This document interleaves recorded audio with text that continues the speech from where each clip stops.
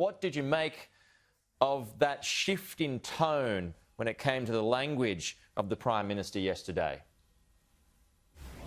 Well, I woke up this morning and saw there's a lot of commentary on a few words. I don't know if it's all that much to get excited about, Peter. Having a preference for carbon neutrality is a good thing. I've got a preference to lose a bit of weight. Doesn't mean it's going to happen, but it's a good thing to try. I think there's way too much focus in this country on what might or might not happen in 30 years' time, rather than dealing with the challenges we face right now. When I think about what the biggest challenge for my kids is going to be in their generation, I think it's the rising aggression of the Chinese Communist Party in our region, not carbon neutrality by 2050. And therefore, the biggest thing we should be talking about right now is the continuing de-industrialisation of this country. We're shutting down factories, our power prices have gone through the roof, we're not making things as much as we are in the past. Why aren't we talking about that? That should be our focus. And if we go down single-mindedly on just trying to shut things down in a futile effort to cool the planet, we're going to make that other problem a lot worse. So that's why I've been on this mission in the past week with my Nationals backbenchers to say, let's make things in this country again. Let's focus on getting our manufacturing system back up and running. Let's focus on industrialising this nation again. And then we can worry about these other issues, because right now, China and other countries aren't doing anything to cut their carbon emissions, so whatever we do doesn't matter anyway. So you don't believe the Prime Minister actually wants to be carbon neutral by 2050? It's just a select choice of words to kind of hedge a bet? No, I didn't say that at all. I didn't say that at all. I'm not questioning at all sincerity there.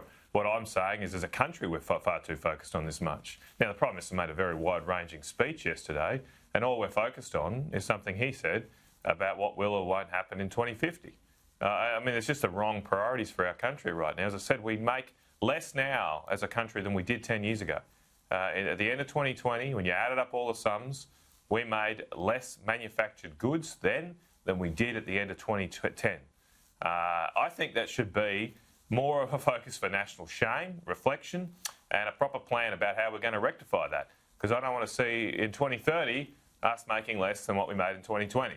That's what I think needs to be our focus. Well, he didn't seem much interested in your pitch for more coal, though. He talked about getting to net zero, and to do that, it's going to be science and technology. There was no mention of coal. Are you disappointed by that? Well, it's not my push for coal, Peter. It's the whole Nationals backbench. We've all signed up to wanting to push for the building of new coal-fired power stations in this country to get those manufacturing jobs back. Because we're interested in the future of this nation, the strength of our country, and bringing jobs, good-paying jobs, back to the manufacturing sector in Australia. So that's why we're focused on those things. Now, look, yes, I would love to see the Prime Minister get behind things like the Collinsville coal-fired power station more. It's a commitment we took to the last election. I would love to see us drop the plans to build a gas-fired power station in Newcastle. I think it's silly. It's the world's best thermal coal basin. It has no gas. But look, I will keep obviously being authentic and genuine with the Australian people about what my views are and represent the views of the Nationals party room, because we believe in the future strength of this country, and so we'll just keep fighting for those things. Do you feel like it's an inevitability, though, that Australia will move to net zero emissions by 2050 and following some 100 nations around the world? Look, I don't make predictions about what happens in 30 years' time, but I'll make this prediction. I'll say this. Yes, I think it's an inevitability that we'll continue to see countries, hopefully not Australia, but continue to see countries make bold, visionary statements about what they're going to do in the decades to come, and then do absolutely nothing to achieve them. That's what I think will continue to happen, because we've seen that happen. We've seen this movie play out over the last 10 years. Australia was one of the very few countries in the world that met its Kyoto targets, which came due in the last couple of months, came due at the end of 2020.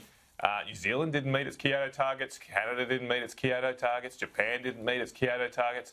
But apparently we should all believe that these countries who didn't reduce their emissions in the last 20 years are going to reduce their emissions in the next 30 years. This is a pantomime, and it's not focused on the real world. And in the real world, as I say, we are declining as a country in industrial strength. We're facing much greater challenges and threats in our region. And I hope we can at some point focus back on these real world issues which affect people's jobs and our security as a nation. Senator, just a quick one before you go. The issue of youth crime in Queensland, in particular Brisbane. Do you support the Queensland Police Union's move to have GPS trackers on juvenile delinquents? Look, I'm happy for that to be looked at. I don't know if that seems a bit of a distraction, though, to the core problem here, and that seems to be a weak judicial system for youth crime here in this state, or a weakened one. The last couple of years, the Palaszczuk government has weakened bail requirements. Indeed, they passed a law a few years ago which explicitly said that the default should be to allow offenders to get bail. And we've seen the tragic consequences of that in the last few weeks. I mean, I think we should perhaps focus on that first.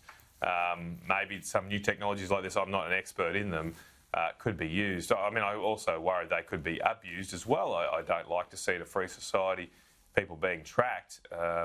But as I say, I don't know if we shouldn't just look at other states and make sure our bail laws, our judicial system is cracking down on those doing the wrong thing properly, rather than maybe distracting with these bright, shiny things, which may be just an attempt to say, look over there, rather than this real problem. Oh, OK. Senator Matt Canavan, always good to chat. Talk to you soon.